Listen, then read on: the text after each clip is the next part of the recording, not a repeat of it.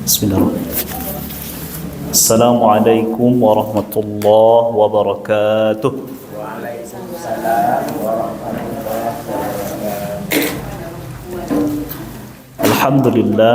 Alhamdulillahi rabbil alamin.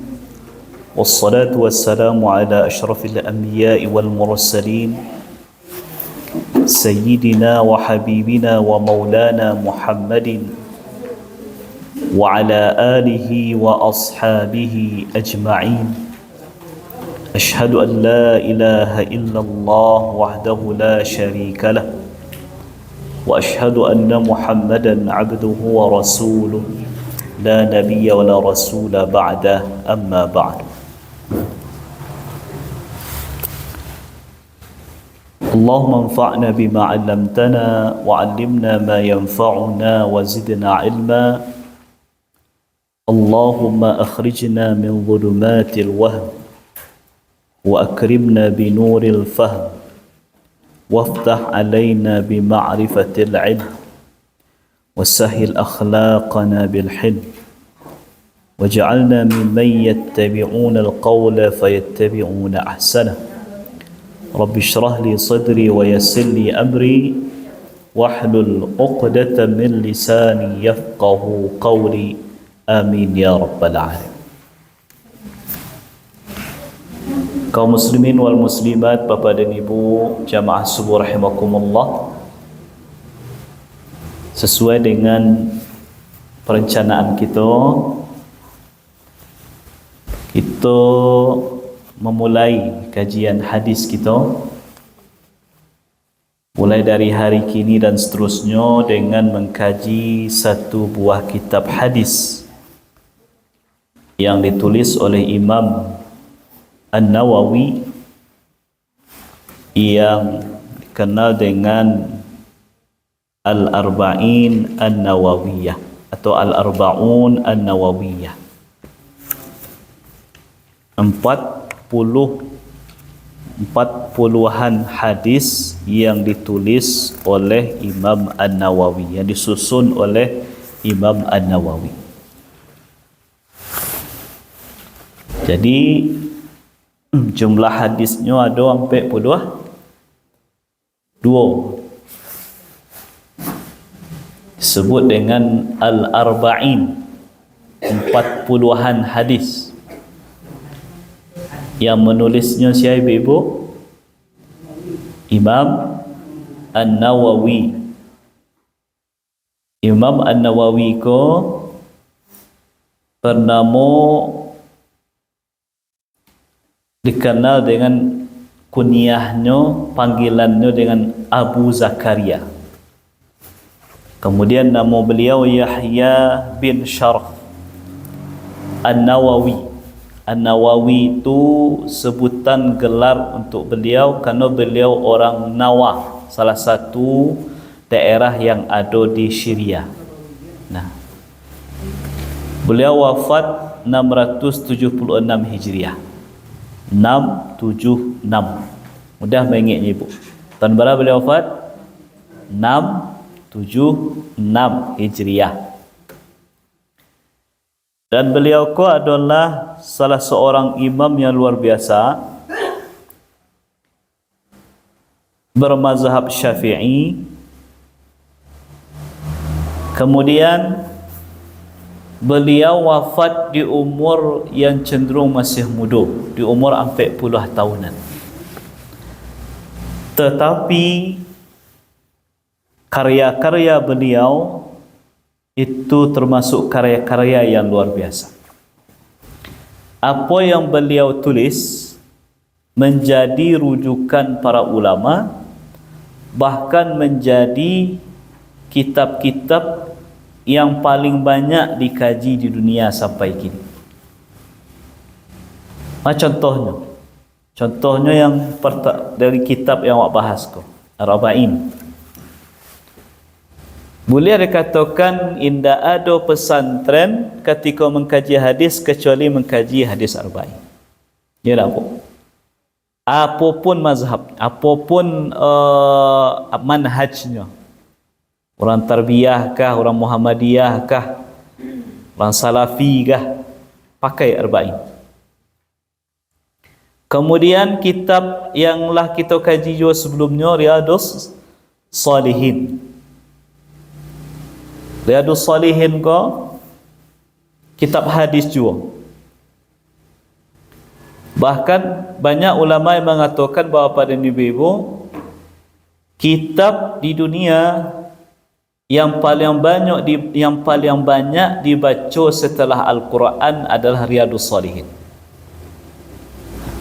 Al-Quran paling atas. Kemudian kitab hadis paling banyak dibaca, dikaji, paling banyak ada di rumah-rumah kaum muslimin itu Riyadus Salihin. Kemudian Imam Muslim menulis Sahih Muslim.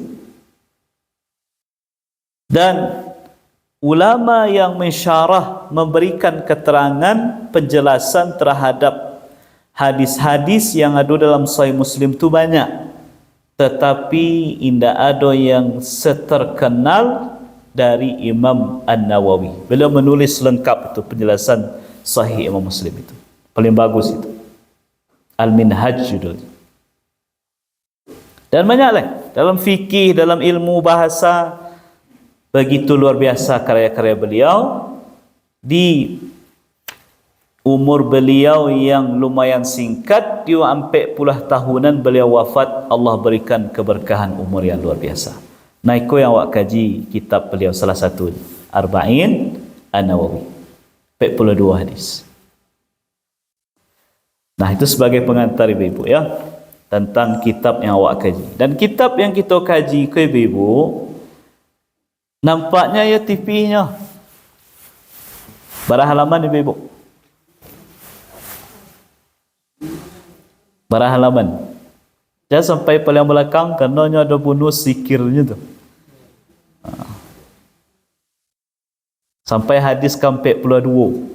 Berapa halaman tu? Sampai halaman ke barat. Berapa? Hampir 8. Itu pun tulisannya lah kadang-kadang tak tambahlah terjemahan. Kalau Arabnya saja yang dicantumkan berarti setengah dari itu, cuma 20 halamanan. Tetapi 42 hadis ko tidak sembarangan Imam Nawawi memilih. Beliau dengan ilmu beliau yang luar biasa, hafalan hadis juga yang luar biasa, beliau analisa, beliau pilah dan pilih, dari sekian puluh ribu atau ratus ribu hadis itu, beliau pilihlah 42 yang paling pokok, yang paling padat, maknanya yang mewakili ajaran-ajaran Islam yang ada. Artinya ibu-ibu, kalau sungguh-sungguh kita belajar hadis arba'in ko, berarti ajaran Islam secara garis besarnya telah kita pahami dengan baik.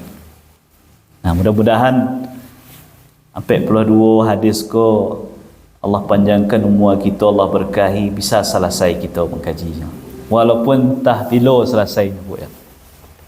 Kalau hitungan kasar saja, satu kali pertemuan satu hadis, berarti berapa kali pertemuan? 21 minggu. Awak sebulan berapa kali? 2 kali. Setahun berapa kali bu? Kalau kali 12 24, berarti 2 tahun. Dan perkiraan nambah 3 tahun baru selesai. Karena ada hadis yang panjang yang tidak mungkin atau agak susah kita membahasnya sekali pertemuan. Kita bagi dalam 2 atau 3 kali. Tapi awak dah demikian itu dah ibu ya. Awak jalani sampai di mana Allah takdirkan umur kita, kesihatan kita, maka sampai situlah kita mempelajari hadis arba'in An-Nawawi. Nah, hadis yang pertama itu berkaitan dengan masalah niat.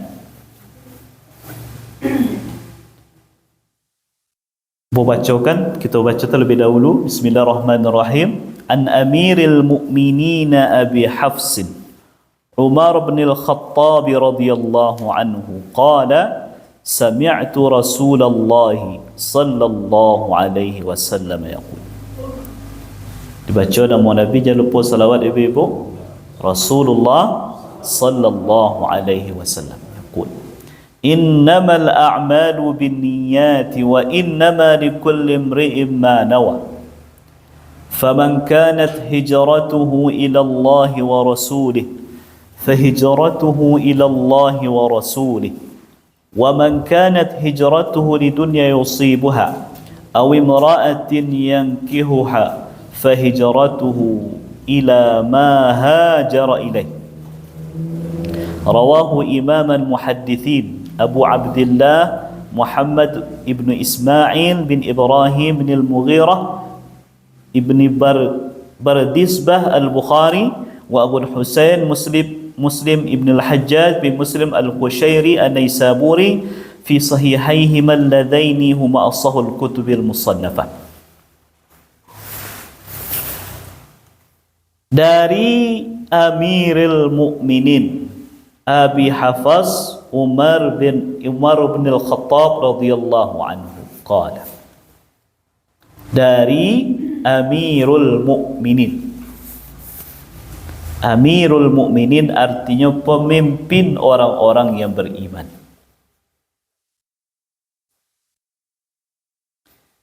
Meninggal Nabi, ibu, wafat Nabi.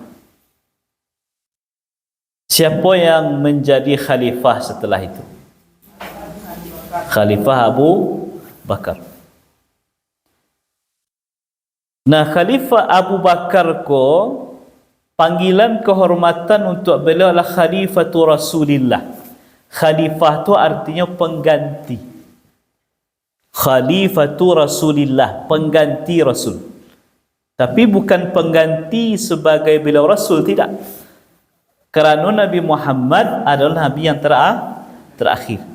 Pengganti maksudnya pelanjut perjuangan dakwah. Nah, kemudian di penghujung usia beliau, ya, Abu Bakar menunjuk Umar sebagai pengganti. Jadi beliau tidak musyawarah. Jadi beliau pandang Umar ko yang paling terbaik di antara sahabat yang lain. Maka beliau panggil, beliau berbicara dengan Umar dan beliau amanahkan Umar ketika beliau lah meninggal untuk melanjutkan kepemimpinan kaum muslimin. Jadi ibu-ibu yang mesti kita pahami, ya, cara memilih pemimpin di dalam Islam itu beragam. Ada metode Abu Bakar. Metode Abu Bakar, Pak. Metode Abu Bakar menunjuk. Salah tak orang itu, Bu? Kalau salah tu salah Abu Bakar. Misalnya ada sebuah lembaga, sebuah organisasi. Kabih kepemimpinan ketuanya gua. Makanya pilih Syanu yang akan melanjutkan menggantikan ambo nanti.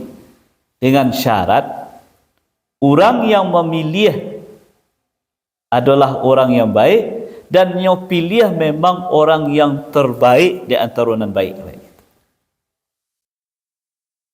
Tapi susah nak mencari mereka, Bu. Susah. Malahan kalau ditunjuk mereka, kalau kini rata-rata kepentingan siapa yang dibawanya? Kepentingan pribadinya. Nah, Umar bin Khattab meninggal beliau atau ketika beliau menjelang wafat beliau kan ditusuk oleh Abu Lu'lu', ya, ketika memimpin solat subuh, ditikam dengan pisau.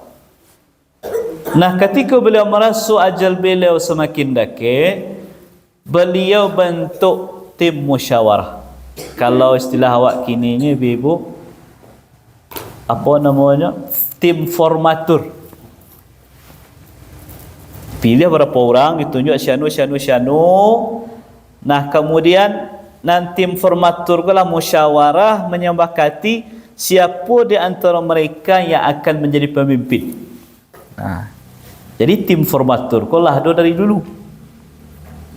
Umar lah menunjukkan itu. Maka musyawarah lah, maka disepakati pengganti Umar bin Al-Khattab. Wafat beliau, saya menggantikan Utsman bin Affan, Khalifah Rashidin yang ketiga. Nah, tadi Abu Bakar jadi khalifah, panggilan penghormatan beliau siapa ibu?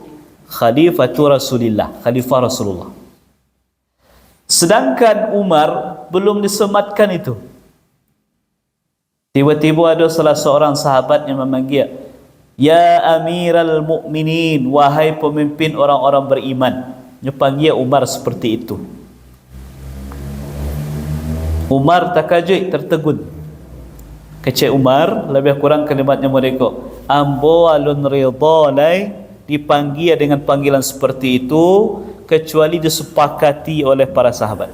Kau beliau kumpulkanlah para sahabat, tokoh-tokoh para sahabat, menanyakan pendapat tentang panggilan Amirul Mukminin itu, dan seluruh sahabat menyetujui boleh untuk memakai istilah itu. Dan mulai dari Khalifah Umar bin Khattab sampai nanti khalifah-khalifah yang ada, yang lain sadonyo dipanggil Amirul Mukminin, pemimpinnya orang-orang yang beriman.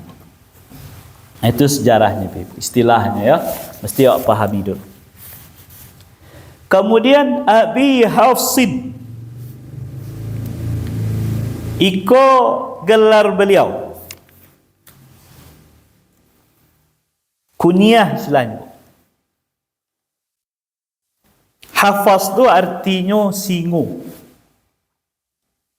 Abu artinya bu, Abu bapa, Hafaz singa. Abu Hafaz apa singo. Ada Abu Hurairah, Abu bapa Hurairah kucing, Abu Hurairah bapa kucing. Ikut sebagai kiasan. Singo ko bapa apa ibu? Lambang apa? Bagak, keberanian. Kalau orang agam lambangnya harimau. Bendanya sirah, apa namanya benderanya? Sirah. Ikannya lia, ianya karuah. Kabar itu? Karakter Minang lah tahu orang-orang dulu. Karakter orang agam ya. Bagak tapi agak pengerengkang sedek. Ya, orang agam tu. Kalau orang tanah datar, ayahnya janiah, ikannya jinak. Nah, Abu Hafaz Umar bin Khattab ke ibu fisik beliau luar biasa. Dalam riwayat dikatakan saking tingginya beliau, kalau beliau naik kuda tu, kaki beliau ku hampir menapak ke tanah. Bayangkan ibu berapa tinggi itu. Tapi tak kuda ketek-ketek lah, kuda tinggi tu. Yang biasanya orang kalau naik kuda, paling kakinya sampai ke parit kuda. Kok kaki beliau hampir sampai mencacah ke tanah, saking tinggi gadang.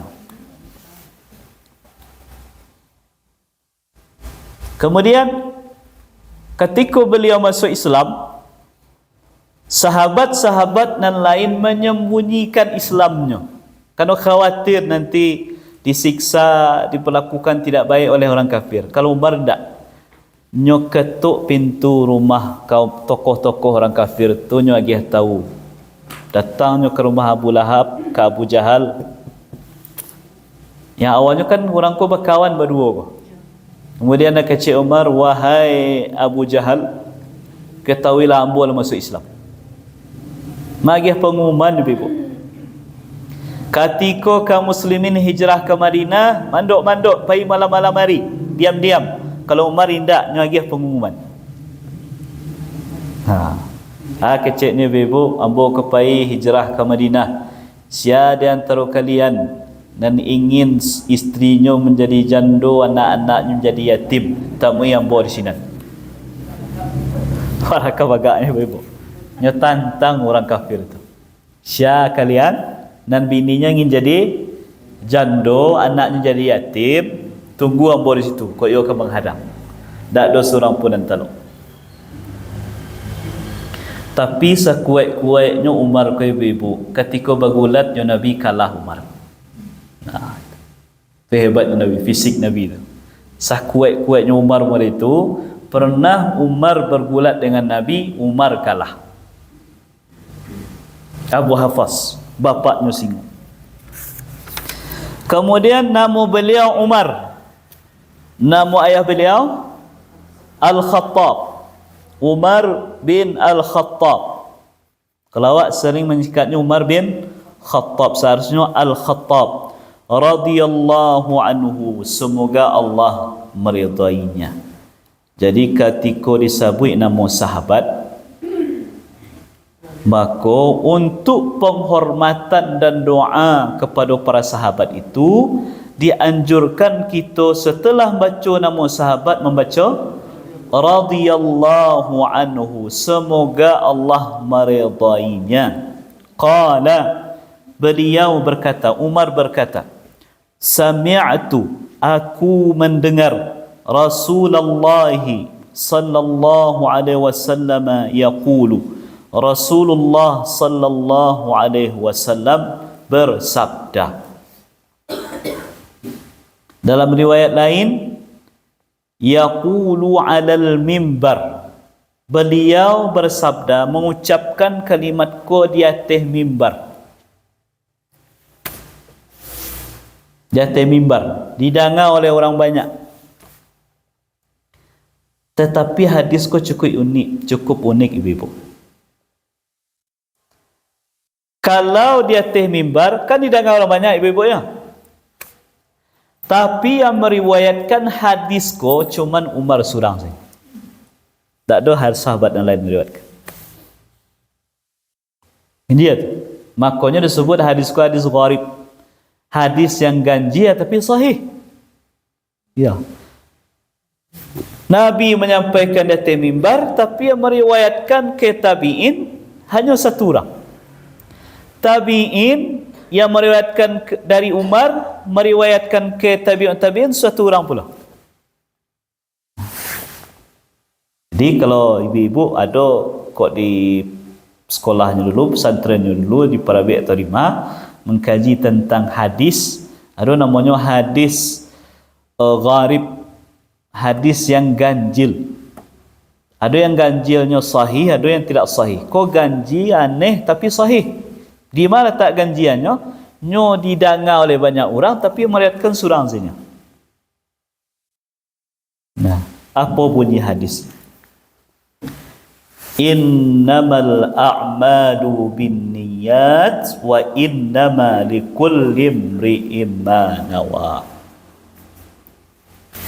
Sesungguhnya amal itu bergantung pada niatnya, dan sesungguhnya seseorang hanya akan mendapatkan sesuatu sesuai dengan yang diniatkannya itu.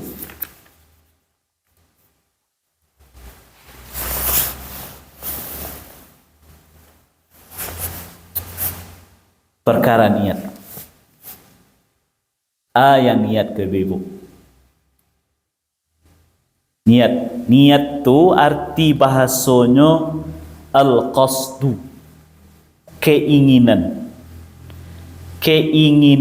untuk melakukan sesuatu.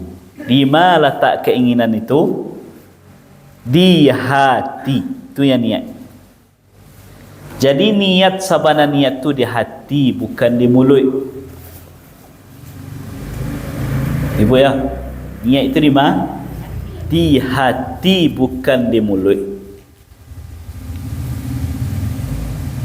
Jadi kalau melafalkan niat, lafal niat tu hakikatnya bukan niat, hanya sebagai penguat. Contoh sederhana ibu-ibu, ada orang berniat mereka patang puasa Araf, apa namanya? Contoh ibu ya, puasa Arafah hari apa tang? Hari Minggu. Ya kan? Puasa Zarayu hari Senin.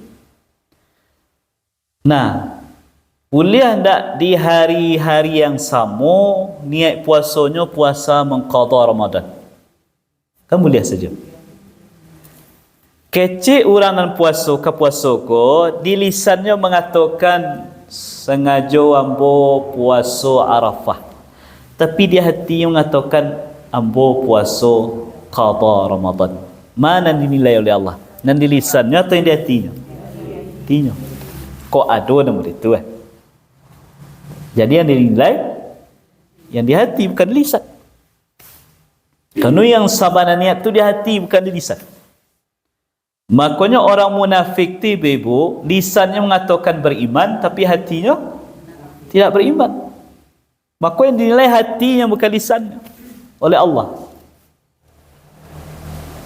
Jadi perkara niat boleh dilafalkan atau tidak. Lah dari dulu ulama berbeda pendapat. Tapi nan jale ibu, ulama sepakat. Yang sepakat ulama niat yang sebenarnya niat tu di hati. Yang terjadi perbedaan, bolehkah untuk melafalkan niat ke atau tidak? Ada yang mengatakan itu bid'ah, ada yang mengatakan tu boleh saja kalau niatnya tujuannya untuk memperkuat hati, menghilangkan keraguan, boleh. Tapi kau rasa-rasalah mantap hati awak dengan niat yang terpasang di hati tadi, tak perlu untuk melafalkan niat, tak mesti dilafalkan niat. Tak terbesitnya.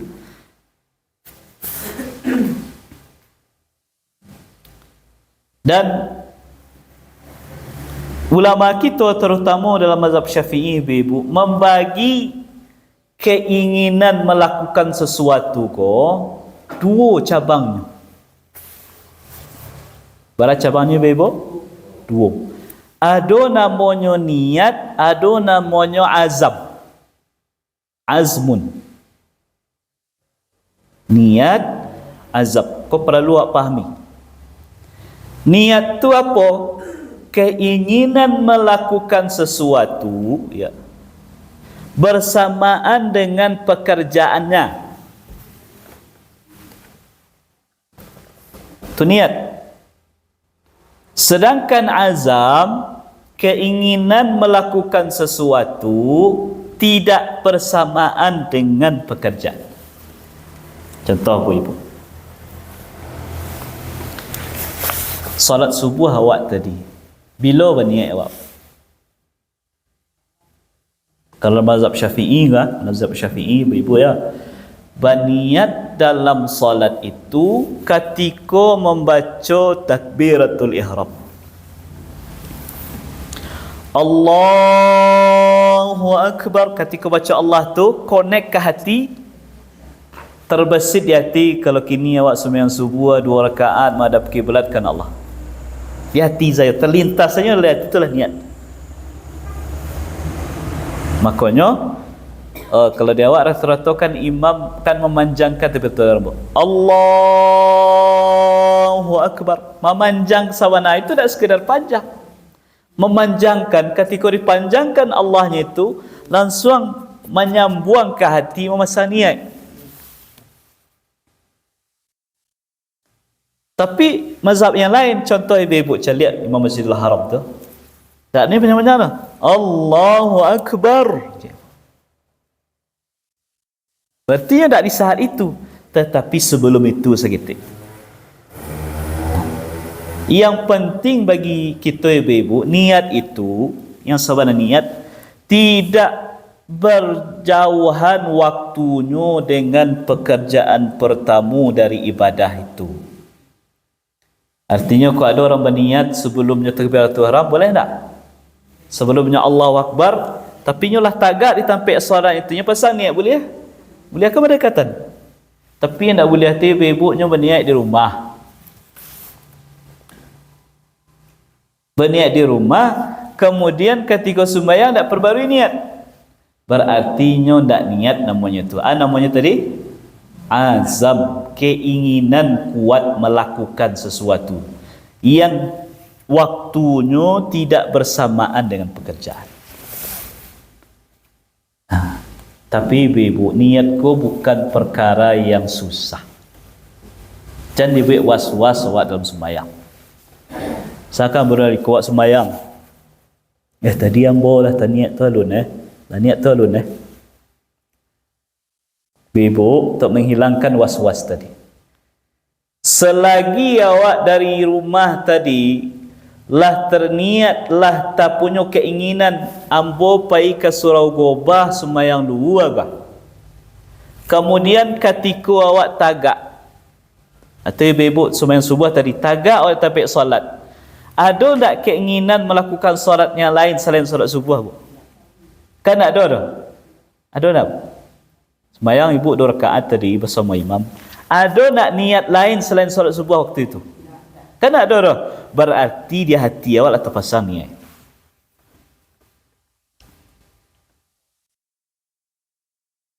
Sama je orang puasa. Puasa Ramadan kan wajib niat sebelum subuh. Awak waktu makan sahur tu, keinginan makan sahur tu untuk puasa.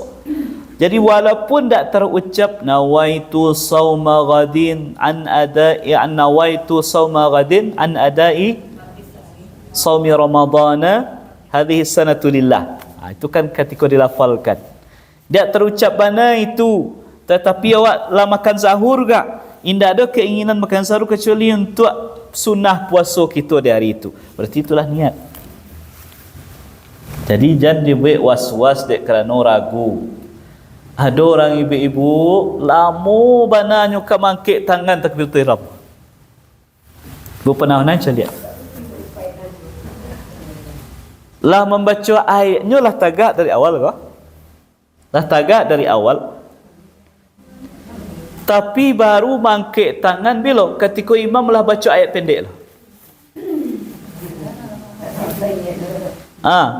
Alasannya apa? Alun mantap hatinya lainnya masa niat itu. Kau was-was setan. Was-was setan. Ambo pernah macam ibu-ibu orang mau ulang-ulang wuduk. Wuduk. Di tengah-tengah ada ulang dulu lihat. Bersuara kamu sak perlu ulang dulu lihat. Kau siaga orang kena was-was setan. Gara-gara masalah niat tadi. Makanya perkara niat insya-Allah perkara yang cukup mudah. Selagi awak melakukan di saat itu wuduk, tak mengawak wuduk apa? Kan tak solat, lah tu cukup. Walaupun dengan misalnya tanang awak, kemudian awak mantap pandai hati, itu yang paling bagus. Tapi asalah terkilas di hati itu, melakukan sesuatu untuk sesuatu di saat yang berdekatan dengan pekerjaannya, berarti itulah termasuk dalam niat. Dan niat kau adalah rukun ibadah. Apa saja ibadah yang kita kaji, ibu, pasti rukun pertamanya apa? Puasa. Rukunnya hanya 2. Rukun yang pertama niat, dan kedua imsak, menahan diri dari yang batalkan puasa dari terbitnya fajar di waktu azan subuh sampai terbenam matahari ketika orang azan maghrib. 2, tapi niat menjadi nan pertama, karena indak sah ibadah kalau tidak diiringi dengan niat. Jadi Nabi menyampaikan innamal a'malu binniyat. Itu maknanya adalah amal itu bisa diterima kalaulah disertai niat. Jadi tak diterima kalau tak ada niat orang.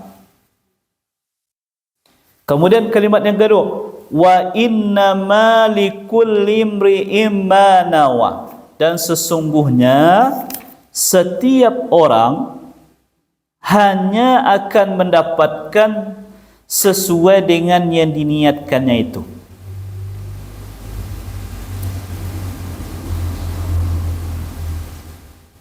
Ibu ya, awak mendapatkan pahala sesuai niat awak. Kalau niatnya puasa Arafah, ya puasa Arafah, nilai puasa Arafah kita dapat. Kalau niatnya puasa Senin, ya pahala puasa Senin yang dapat sesuai dengan niat. Nah, sebelum itu kita kaji dulu niat ko fungsinya apa saja. Yang pertama, ibu-ibu, niat ko fungsinya adalah sebagai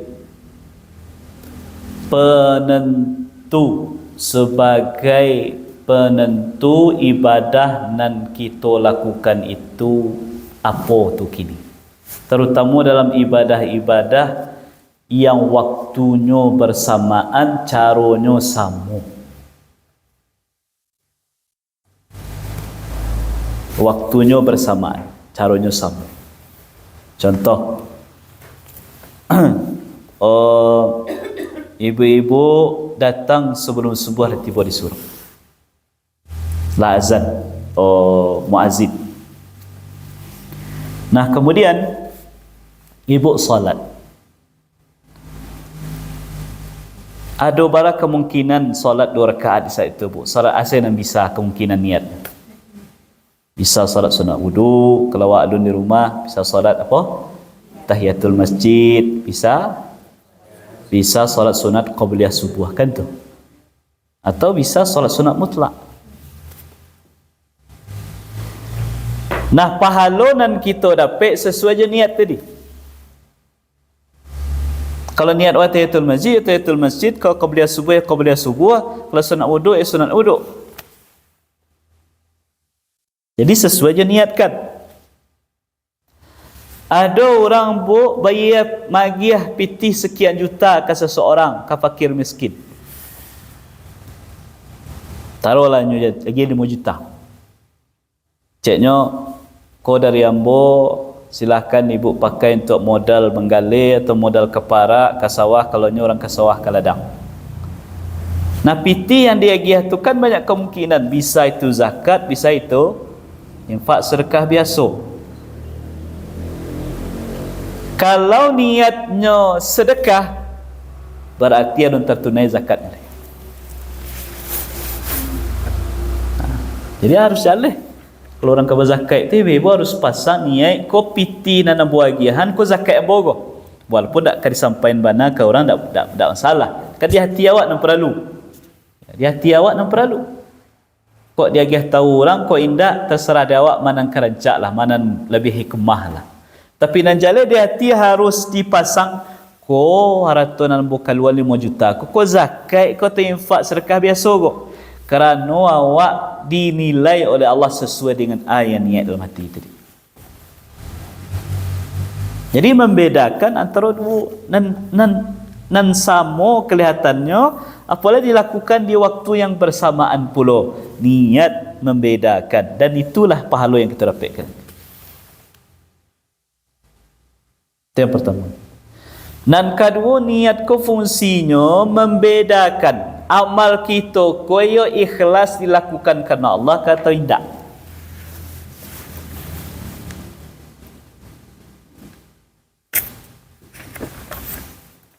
Ibu datang surau kini lai ikhlas awak. Ada yang tahu kita ko ikhlas atau tidak? Yang paling tahu kita ko ikhlas siapa, ibu? Allah.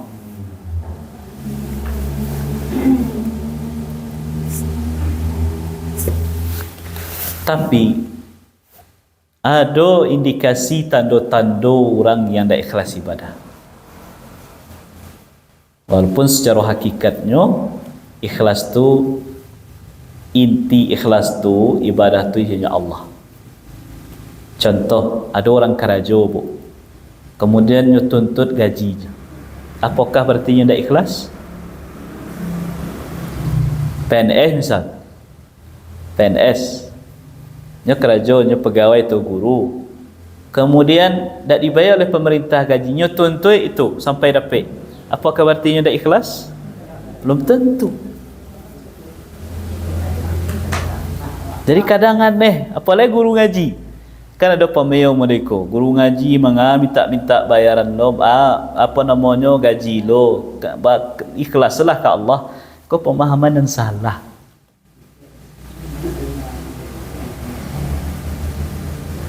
Ikhlas tu kerja sia, kerja orang bersangkutan, dan awak tak usah dah mengatur-ngatur orang.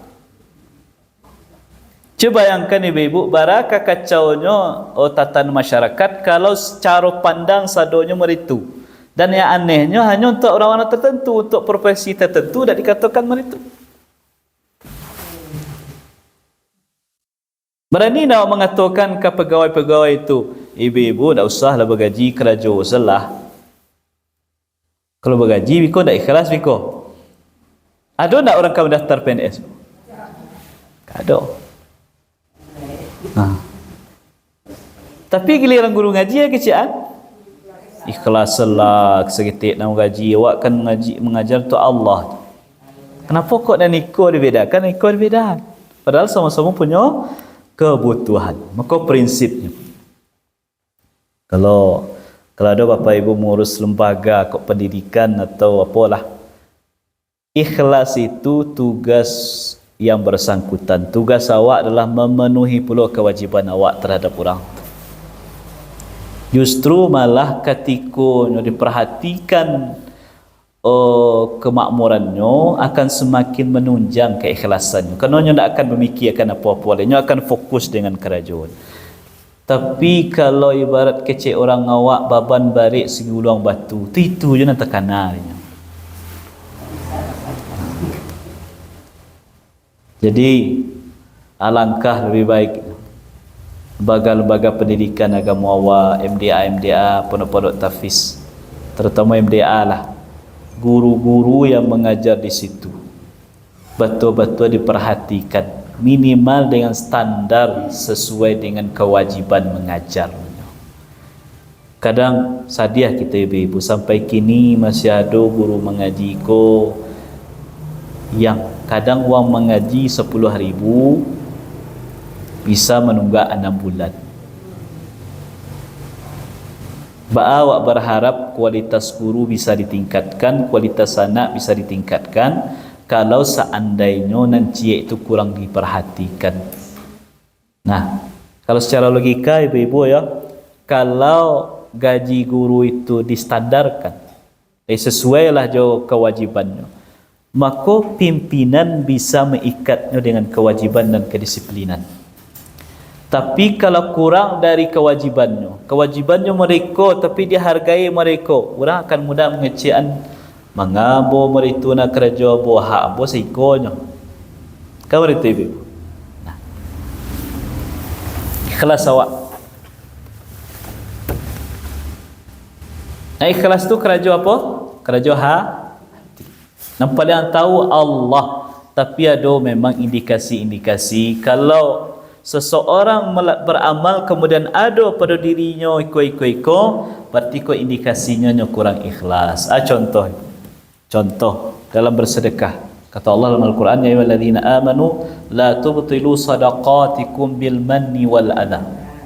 Ya, wahai orang-orang beriman, jangan engkau batalkan pahala sedekahmu bil manni, dengan menyabut-nyabut pemberiannya, wal adha, menyakiti hati orang yang menerima. Menyabut-nyabutnya menyakiti hati, indikasi orang konda ikhlas. Kemudian sampaikan oleh Nabi, faman kanat hijratuhu ila Allah wa rasulihi fa hijratuhu ila Allah wa rasulihi. Sianan pai hijrahnya ke Madinah dengan niat karena Allah dan Rasulnya, maka hijrahnya itu dinilai karena Allah dan Rasulnya. Wa man kanat hijratuhu lidunya yusibuha, tapi siapa yang hijrah karena dunia yang nyo cari, wa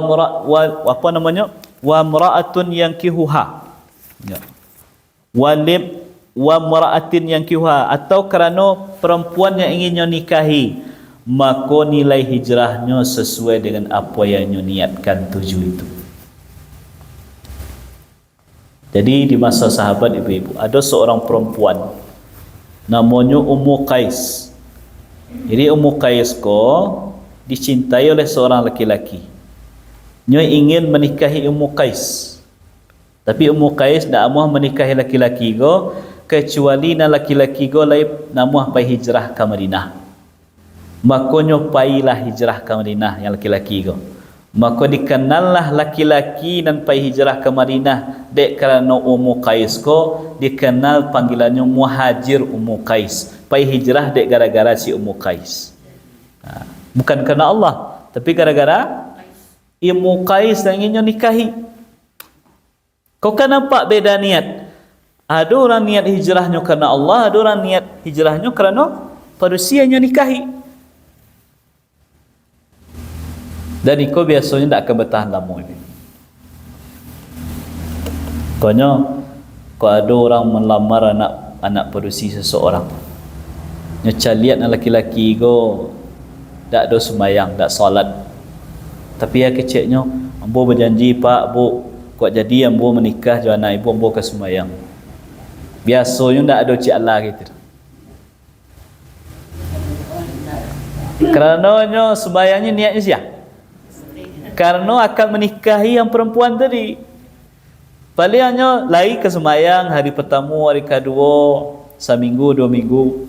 Tapi setelah itu akan kembali biasanya ke kebiasaannya. Boleh kalau lah pindah rumah, tak semua je minta lewat tinggal berdua. Biasanya balik ke kebiasaan lama. Kenapa? Karena niatnya indah ikhlas. Di mudah-mudahan dengan mengkaji usaha niat ko, ketika kita ibadah ibu-ibu, betul-betul diluruhkan niat, betul-betul karena Allah, keinginan awak hanya lillahi ta'ala, kerana mengharapkan keridaan dan ampunan dari Allah Subhanahu wa ta'ala. Nah, itulah bisa kita sampaikan di hadis yang pertama ko. Ada ibu-ibu yang bertanya? Ano, Ustaz?